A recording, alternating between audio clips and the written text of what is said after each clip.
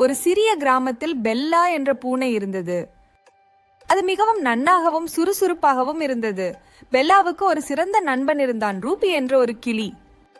ஒரு நாள் பெல்லா சொன்னது, ரூபி, நாம் ஒரு சுவாரஸ்யமான பயணத்துக்கு செல்லலாமா? ரூபி சந்தோஷமாக சிறகடித்துக் கொண்டே சொன்னது, ஓ அப்படியா, நாம் ஊருக்கு அப்பாற்பட்ட காட்டுக்கு போய் பழங்கள் தேடி வரலாமா? அவர்கள் இருவரும் காலை நேரத்தில் புறப்பட்டனர். வழியில் ஒரு பெரிய ஆமை அவ்வழி நடந்து கொண்டிருந்தது. பெல்லா கேட்டது, ஆமைய பார்த்தியா ரூபி, இது எவ்வளவு மெதுவாக நடக்குது?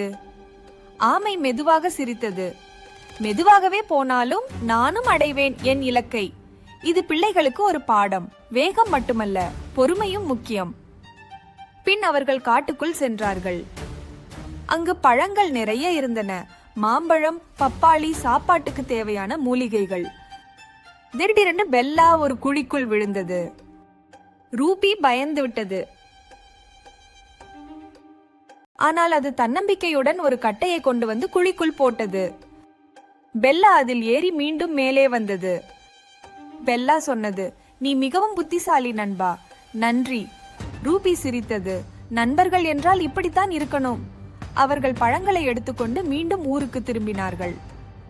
இந்த கதை என்ன சொல்கிறது? நண்பர்கள் ஒருவருக்கொருவர் உதவ வேண்டும். பொறுமை மற்றும் புத்திசாலித்தனம் இருந்தால் எந்த சிக்கலையும் கடக்கலாம்.